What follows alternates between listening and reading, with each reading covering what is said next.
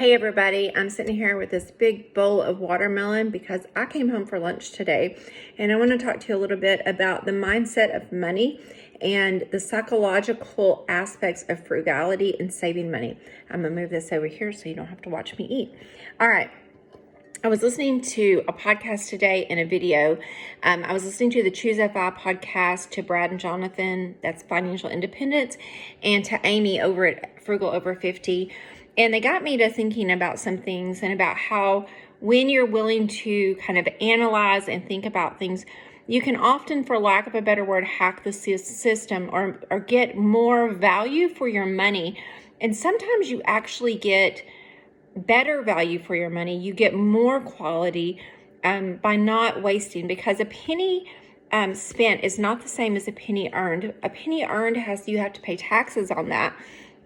And there's another YouTuber, his name is Austin, and I cannot remember the name of his channel, but he talks about it's easier to think about 1,000 ways to save $1 than it is to save $1,000. And I think that is so smart, because there are opportunities every single day to save a few dollars, but there are not always opportunities to save thousands of dollars. So I'm going to give you 4 examples of thinking differently. So today, I had gone to get a haircut, and I was going to see my son, and we were going to eat lunch together. And he backed out on me. He was tired and not feeling good, but I still had errands to run, and I live 15 miles from town. Gas is $4 a gallon. My car gets 30 miles to the gallon.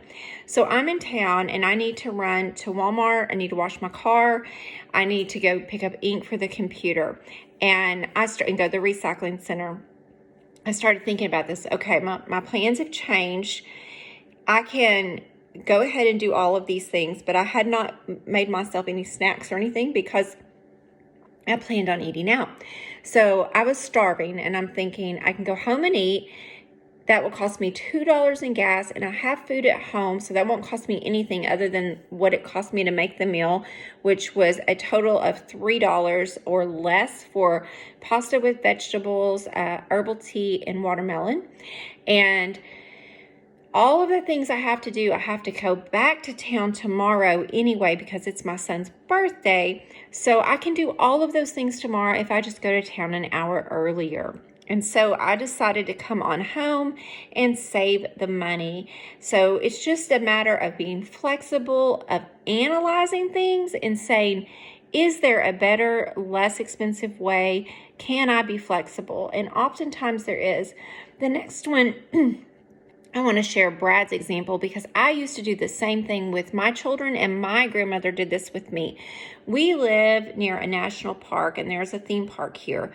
And we would always buy our kids season passes, and we would drop them off early in the day in the summer when they were old enough, or we would take them early in the day, pack their lunches. We never got food at the theme park. I say never, rarely. We always kind of pack their lunches or plan to go for a few hours. Most theme parks, if you live near one, especially with it being summer, or if you're going someplace and you're going to use the theme park for more than one day, it often pays to buy the season pass. Because in this case, Brad was talking about it cost $10 more for the season pass per person. And they had found that if they got there at 9:45 in the morning, 15 minutes before the park opened, and they could ride 13 rides in 2.5 hours.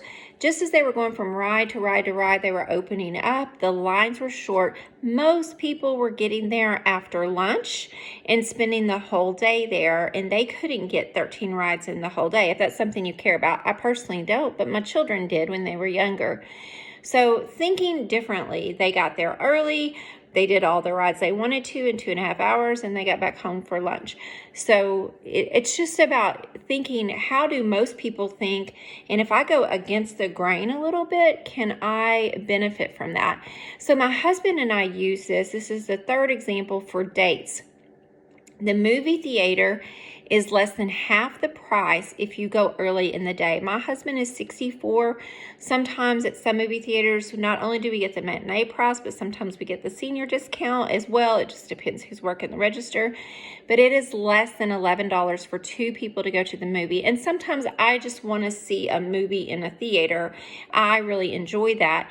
And then there's a restaurant that we go to The quality of the food, it's one of those places, it's kind of like a Chipotle, it's a Mexican restaurant, but the quality of the food, I think it's specific to the South, is better than some of the sit-down restaurants where we live, and the price is about 40% cheaper. So we'll go early in the day to the first matinee, go eat, and it saves us about, if we went to the same restaurant, it would save us about $20. And then if we went to a different restaurant at night, it would save us about $40 over a traditional Friday night or Saturday night date, just by willing to rethink things. Yes, we don't always do that. Sometimes we do free dates.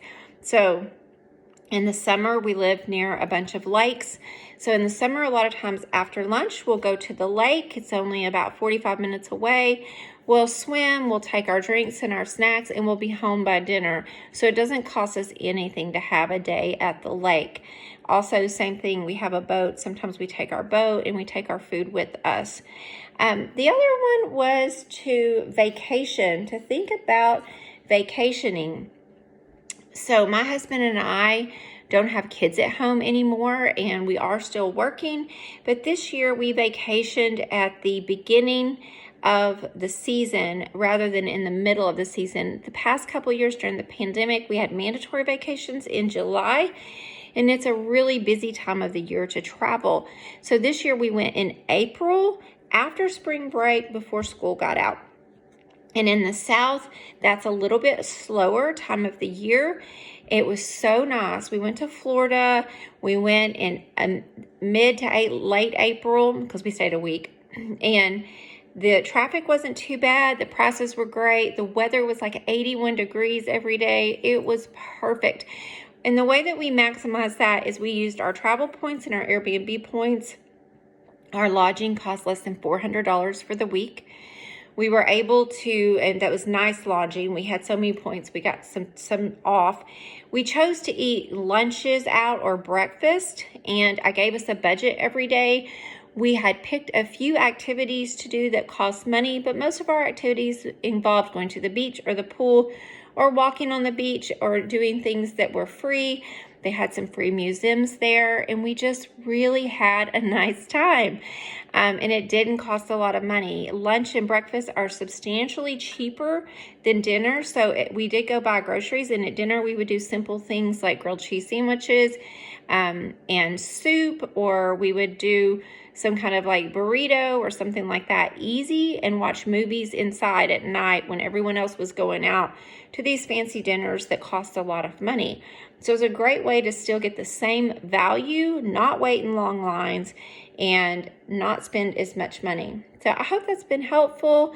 If you want to check out some other, learn about financial independence or frugality, I really recommend checking out Amy at Frugal Over 50. There are so many other YouTubers. There's a lady named Rowena that I've been watching. I want to say it's Rowena Marie. She is great. The Choose FI podcast and Bigger Pockets Money are all amazing podcasts, and you can often find them on YouTube as well. Thank you so much for following. If you like this, thumbs up and subscribe. I appreciate you. Bye-bye.